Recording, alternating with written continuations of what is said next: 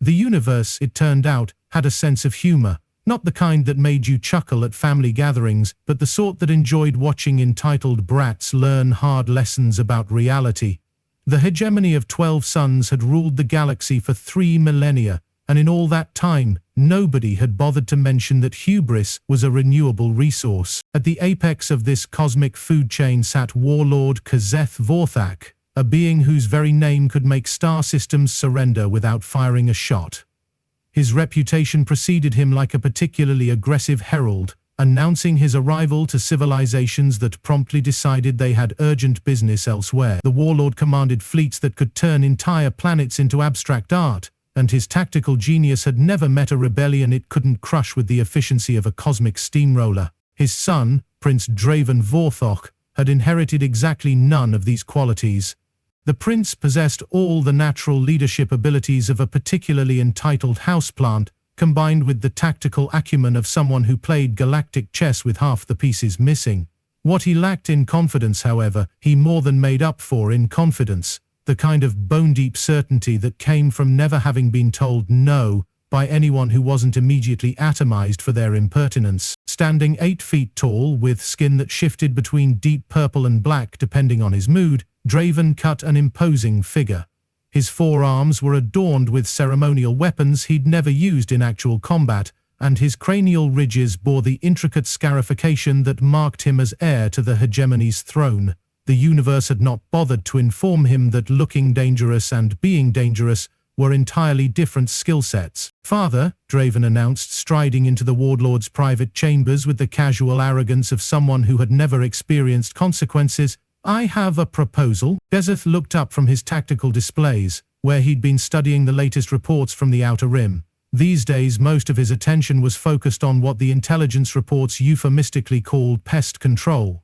Humanity had been discovered 3 years ago, and like most galactic newcomers, they'd been assigned the traditional role of species that gets conquered and then forgotten about. And, well, the point was among the species that gets conquered and then forgotten about. The problem was, humans seemed to have misplaced their copy of the script. "Speak!" the Warlord commanded, his voice carrying the weight of someone who had personally supervised the extinction of 17 rebellious species. "These humans," Draven began, gesturing dismissively at the holographic displays showing human settlements, "they're becoming an embarrassment. 3 years and our forces still haven't managed to bring them to heel. I propose to handle this matter personally." The Warlord's expression didn't change, but his skin darkened to a shade that suggested either deep thought or impending violence.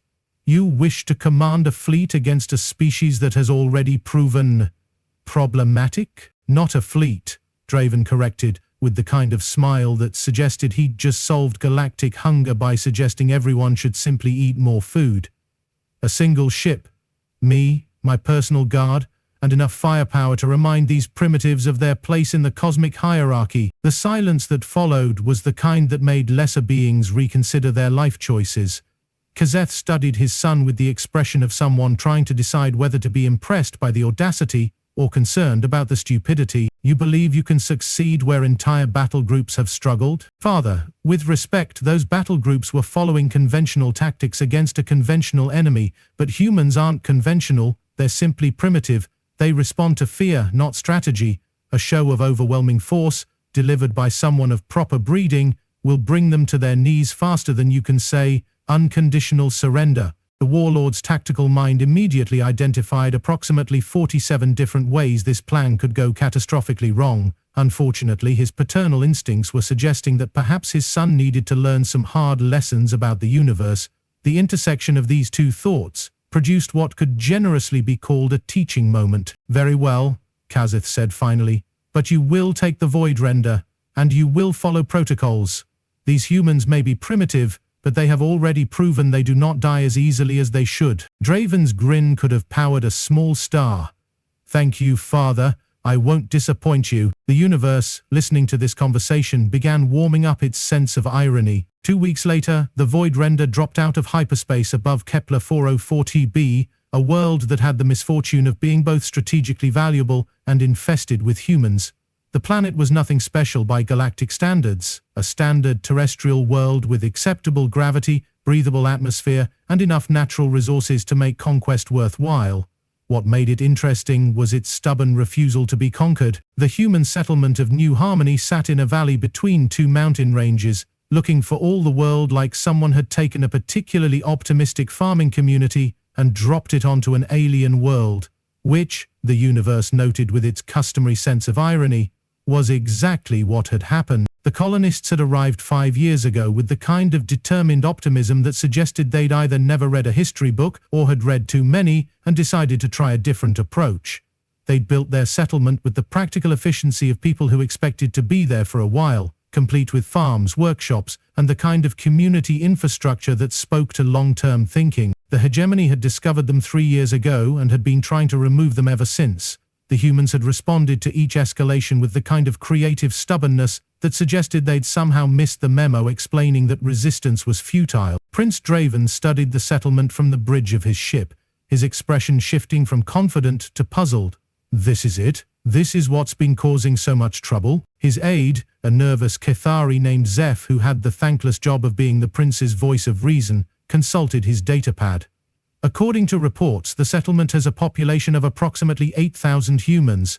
They have successfully repelled 7 separate conquest attempts, including one that involved a full battle group. How? Draven asked, genuinely confused. The settlement below looked like it could be destroyed by a particularly aggressive weather pattern. The reports are unclear, my lord.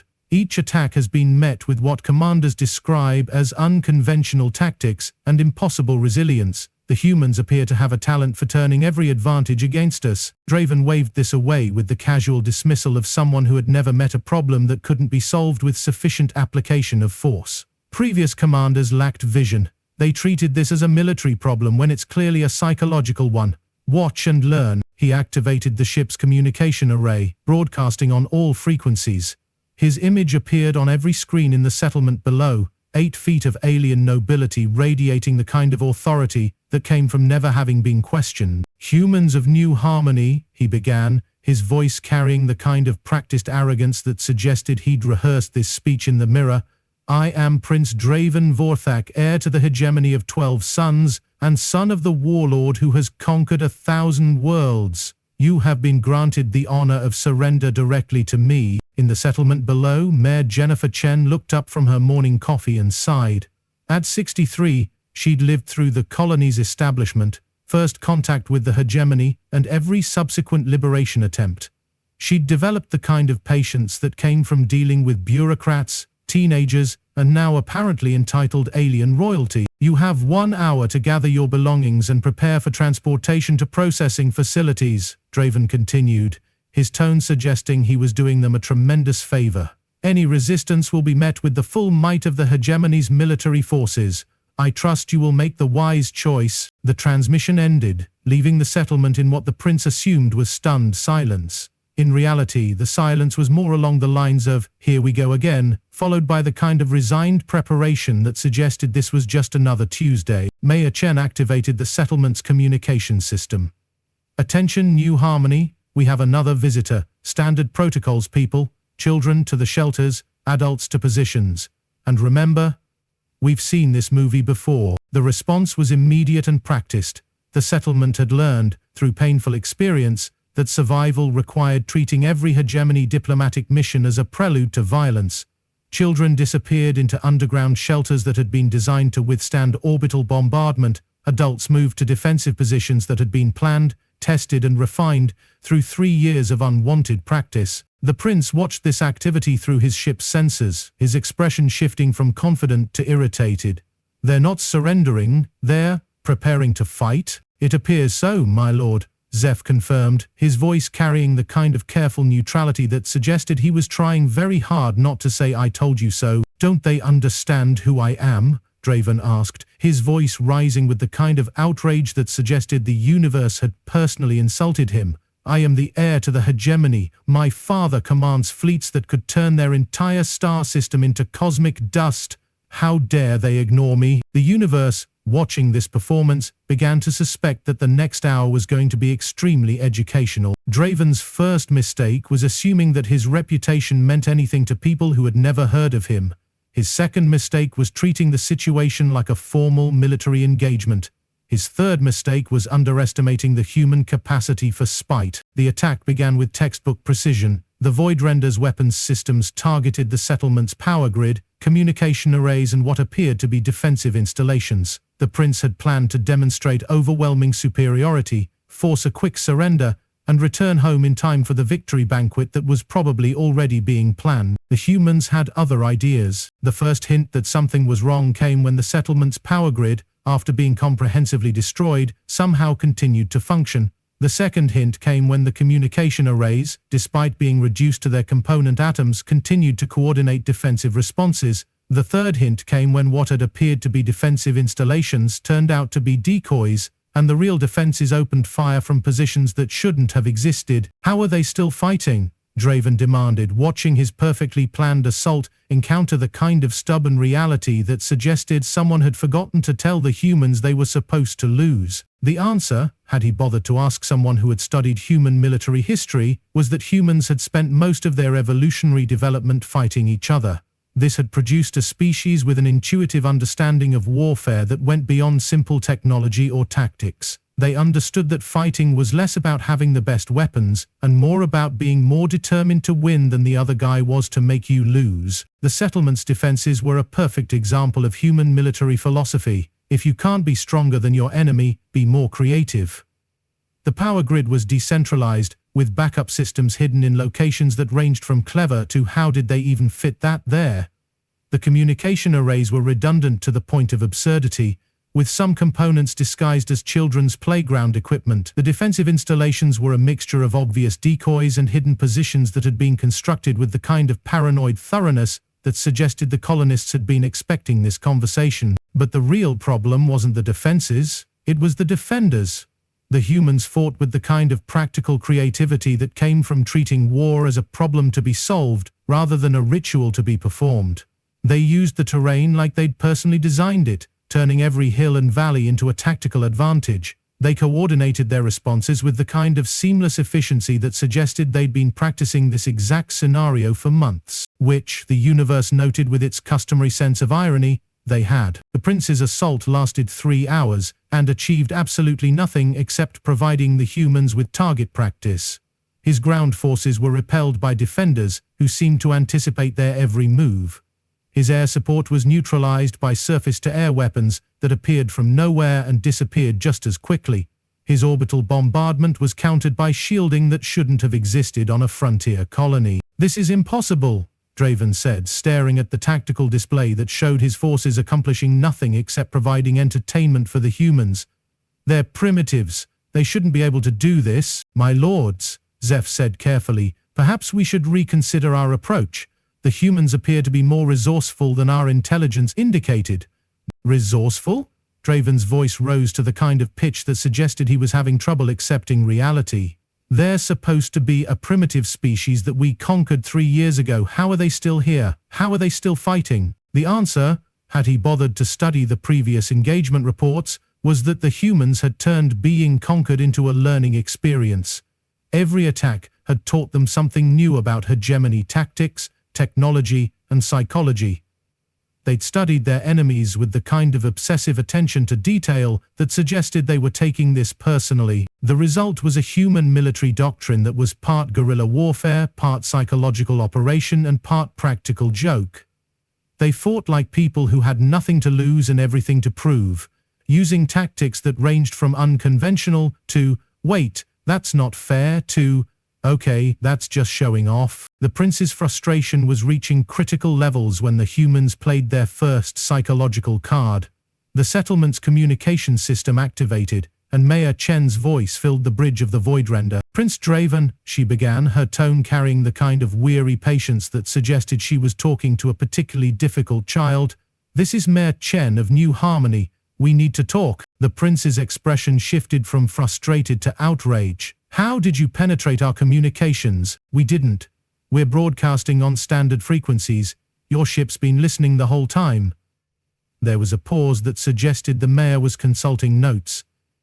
"We've been studying your tactics for the past 3 hours, and we have some feedback." "Feedback?" Draven's voice cracked slightly. Your assault pattern is textbook hegemony doctrine, circa 2847. We've seen it 6 times before.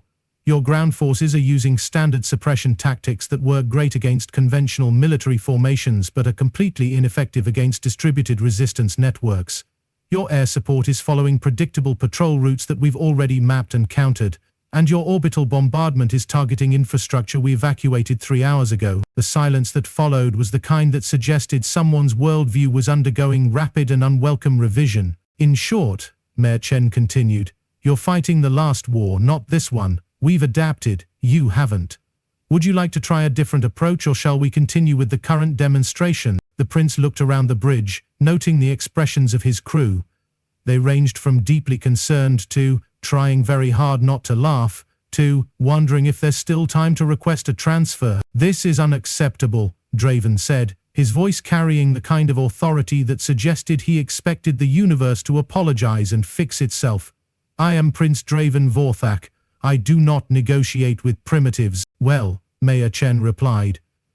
That's unfortunate, because we're about to demonstrate what happens when primitives stop playing defense. The human counterattack began with the kind of coordinated precision that suggested they'd been planning this for months, which, the universe noted with its customary sense of irony, they had. The first wave targeted the prince's ground forces with tactics that were part military operation, part practical joke. Human fighters emerged from positions that shouldn't have existed, using weapons that combined advanced technology with what could only be described as creative engineering. They moved through the terrain like they'd designed it personally, appearing and disappearing with the kind of efficiency that suggested they were enjoying themselves. The second wave targeted the prince's air support with surface-to-air weapons that combined proven technology with human innovation. The missiles didn't just destroy their targets, they did it with the kind of style that suggested the humans were making artistic statements. Explosions bloomed in patterns that spelled out messages in the local language, most of which were variations on "go home." The third wave was the psychological masterstroke. The humans didn't just fight, they talked. Every engagement was accompanied by running commentary that was broadcast on all frequencies, providing tactical analysis, historical context, and the kind of gentle mockery that suggested they were treating this as a teaching moment. The prince's forces are now attempting a flanking maneuver, one voice explained, with the kind of professorial tone that suggested he was giving a lecture. This is a classic hegemony tactic, documented in their military manuals as Strategy 47B, overwhelming force applied to vulnerable positions. Unfortunately, we don't have any vulnerable positions. That's because we learned from attack number 4, another voice added. Remember attack number 4? The one where they tried the same thing and we turned their flanking force into a comedy show? Good times, the first voice agreed. The prince might want to consider that we've been doing this for 3 years. We've seen every trick in the hegemony playbook, twice. The prince listened to this commentary with the kind of growing horror that suggested he was beginning to understand the situation. The humans weren't just fighting, they were teaching. They were treating his assault as an educational opportunity, using his forces as examples of how not to conduct military operations. This is humiliating, he said, his voice carrying the kind of wounded dignity that suggested he'd just realized he was the butt of a joke he didn't understand. My lord, Zeph said carefully, perhaps we should withdraw and reassess our approach. Withdraw? Draven's voice rose to the kind of pitch that suggested he was having trouble processing the concept. I am the heir to the hegemony. I do not withdraw from primitives. Then perhaps, Mayor Chen's voice suggested over the communication system, you'd like to try a more direct approach. We've cleared Landing Zone Alpha for your personal use. Feel free to come down and discuss this in person. The prince's expression shifted from outraged to calculating. A personal meeting would allow him to demonstrate his natural authority, without the complications of military tactics. He was, after all, 8 feet of alien nobility, backed by the might of the hegemony. Surely these primitives would recognize his inherent superiority once they saw him in person. Prepare a shuttle, he ordered. I'll end this farce personally. The universe, watching this decision, began to suspect that the next hour was going to be extremely educational. Landing Zone Alpha turned out to be a cleared field in the center of New Harmony, surrounded by what appeared to be the entire population of the settlement. The prince emerged from his shuttle with the kind of dramatic flair that suggested he'd rehearsed this entrance, his ceremonial armor gleaming in the afternoon sun. The humans watched this performance with the kind of polite attention that suggested they were waiting for the entertaining part to begin. "Humans of New Harmony," Draven began, his voice carrying across the field with the kind of practiced authority that had worked so well in the palace. "I am Prince Draven Vorthak, heir to the hegemony of 12 sons. You have impressed me with your resourcefulness. I am prepared to offer you terms." Mayor Chen stepped forward, a small woman in her 60s who looked like she'd spent her life dealing with difficult people. "What kind of terms?" "Surrender now, and you will be granted the honor of serving the hegemony as a client species. Your world will be incorporated into our empire. Your people will be relocated to appropriate facilities, and your culture will be preserved in our museums." The silence that followed was the kind that suggested several thousand people were trying very hard not to laugh. "And if we refuse?" Mayor Chen asked. "Then you will be destroyed," Draven replied, his tone suggesting he was explaining something obvious to a particularly slow child. "Your settlement will be bombarded from orbit until nothing remains but memories. Your people will be hunted down and eliminated. Your very existence will be erased from the galactic record." The mayor nodded thoughtfully. "I see. And you're planning to do this personally, if necessary?" The prince confirmed, his chest swelling with the kind of pride that suggested he was finally getting to the good part. "Well," Mayor Chen said, "that's interesting, because we have a counter-proposal." She gestured, and several dozen humans stepped forward. They were carrying what appeared to be farming tools, mining equipment, and kitchen utensils.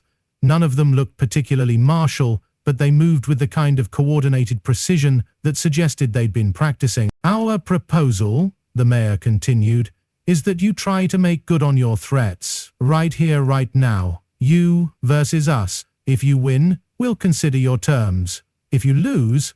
"If I lose," Draven's voice carried the kind of amused disbelief that suggested he was having trouble processing the concept.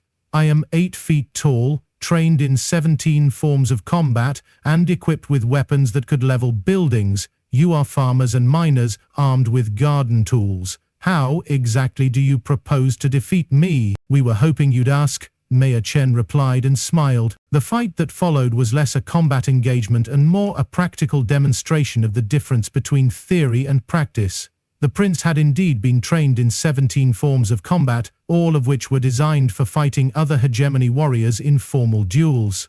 The humans had been trained in one form of combat, whatever works. The prince's first technique was a classic hegemony opening move, a sweeping attack designed to establish dominance and create psychological pressure. It was perfectly executed, would have been devastating against a traditional opponent, and completely missed its target, because the human he was fighting had simply stepped aside and hit him in the knee with a mining pick. The prince's second technique was a recovery move, designed to regain the initiative after an unexpected setback.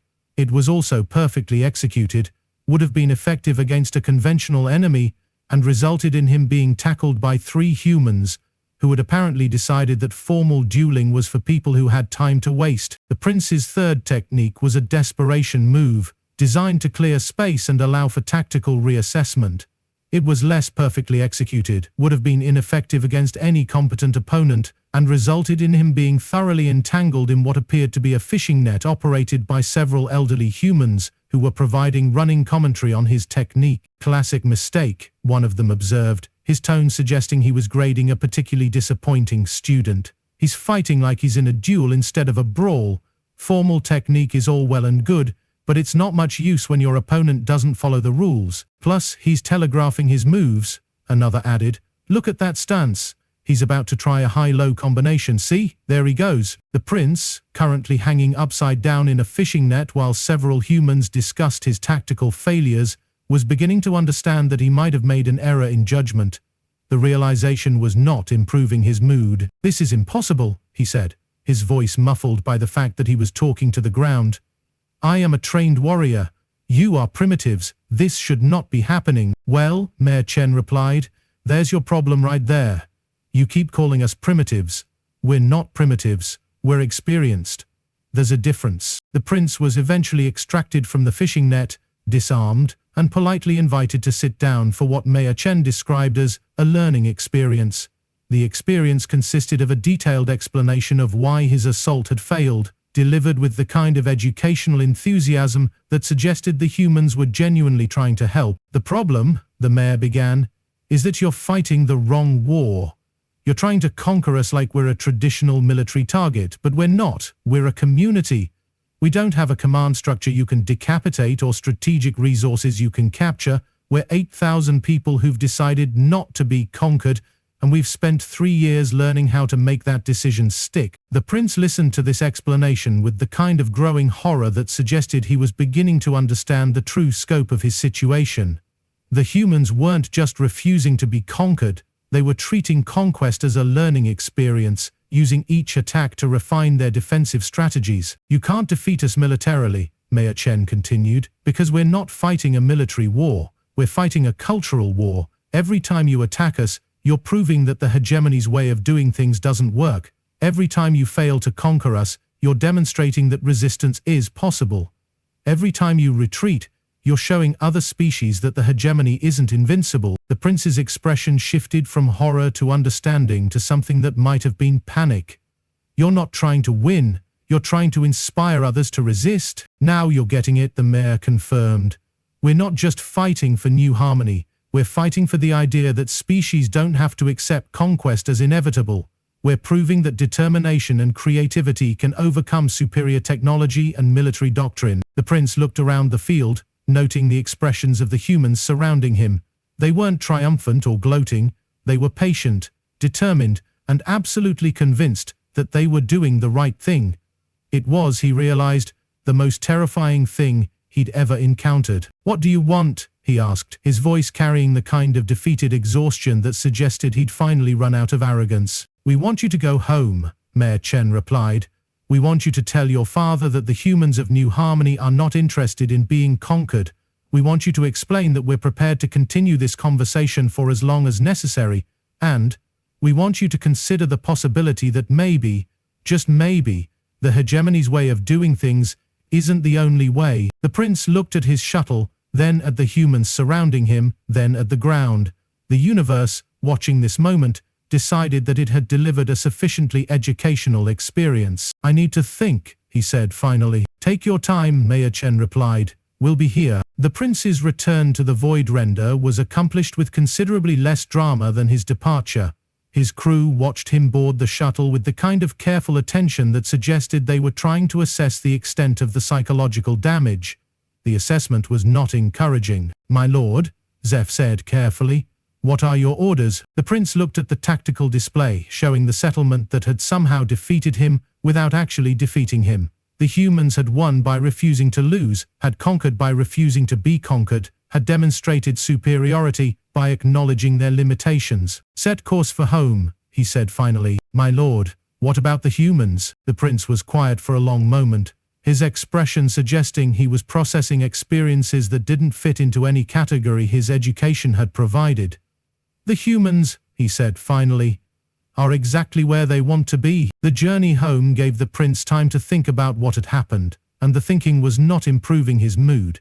He'd been defeated by primitives who weren't actually primitive, outwitted by farmers who weren't actually simple, and educated by people who weren't actually impressed by his noble breeding. The worst part was the growing realization that the humans had been right about everything. They weren't fighting a military war, they were fighting a cultural war. They weren't trying to defeat the hegemony, they were trying to prove that defeat was possible. They weren't interested in conquest, they were interested in making conquest too expensive to be worthwhile. The prince arrived home to find his father waiting in the throne room, surrounded by advisors who looked like they'd been having a long and uncomfortable conversation about the nature of military failure. "Report," the warlord commanded. The prince looked at his father, then at the advisors, then at the floor. "The humans of New Harmony remain unconquered." "I can see that from the tactical reports," his father replied. "What I want to know is why." The prince was quiet for a long moment, his expression suggesting he was trying to figure out how to explain something that didn't make sense according to everything he'd been taught about the way the universe worked. "They're not what we thought they were," he said finally. "They're not primitives, they're not simple, they're not impressed by our technology or our reputation or our noble breeding. They're just determined." "Determined to do what?" "To remain unconquered," the prince replied. "They've turned resistance into a way of life. They've made not losing their victory condition. They've proven that the Hegemony's way of doing things isn't the only way. The Warlord studied his son with the kind of expression that suggested he was trying to decide whether to be disappointed or impressed. And what did you learn from this experience? The prince looked at his father, then at the advisors, then at his own hands. I learned that there are some things you can't conquer. And I learned that sometimes the best way to prove you're superior is to admit when you're not. The Warlord nodded slowly. And what do you recommend we do about? The prince was quiet for a long moment, his expression suggesting he was making a decision that would define the rest of his life. I recommend we leave them alone. And if other species see this as a sign of weakness, then they'll learn the same lesson I did, the prince replied. That determination and creativity can overcome superior technology and military doctrine, that resistance is possible, that conquest isn't inevitable. The Warlord studied his son for a long moment, then nodded. Very well. The humans of New Harmony will be left alone. The prince bowed and turned to leave, but his father's voice stopped him. Draven itself answered. Yes, father. Next time you want to prove yourself, try picking a fight you can actually win. The prince's expression shifted to something that might have been a smile. I'll keep that in mind. The universe, watching this exchange, decided that it had delivered a sufficiently educational experience for everyone involved. The humans of New Harmony had proven that conquest wasn't inevitable, the prince had learned that superiority couldn't be assumed, and the Hegemony had discovered that sometimes the best way to demonstrate power was to choose not to use it, and somewhere in the galaxy, other species were beginning to ask themselves a very dangerous question. If the humans could do it, why couldn't they? The prince retired to his chambers that night with the kind of exhaustion that came from having his entire worldview reconstructed in the space of a single day. He'd gone to New Harmony as the heir to the Hegemony, confident in his superiority and certain of his destiny. He'd returned as someone who understood that confidence and certainty were luxuries that had to be earned. The last thing he did before sleep was to send a message to Mayor Chen, transmitted on the same frequencies the humans used for their educational broadcasts. It was short, simple, and probably the most honest thing he'd ever said. Thank you for the lesson. The reply came back within minutes, carrying the kind of gentle humor that suggested the humans understood exactly what kind of lesson they'd delivered. You're welcome. Try not to forget it. The prince smiled, turned off the communication system and went to sleep. Tomorrow, he'd begin the long process of learning how to be someone who didn't need to conquer everything he encountered. It was, he suspected, going to be a much more interesting education than the one he'd received at the palace. The universe, satisfied with its work, moved on to other projects. But it made a note to keep an eye on the humans of New Harmony. They were, it suspected, going to be providing a lot more educational opportunities in the years to come. And somewhere in the galaxy, species that had spent millennia accepting conquest as inevitable were beginning to ask themselves a very dangerous question.